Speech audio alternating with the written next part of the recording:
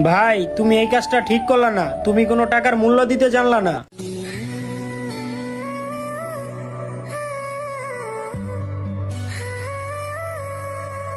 আরে পাগল, টাকার মূল্য দিতে আমি ঠিকই জানি, তুই জানোস না। যদি টাকার মূল্য বুঝতি তাহলে বন্ধু বান্ধব নিয়ে টাকা দিয়ে এইভাবে নষ্ট করতি না।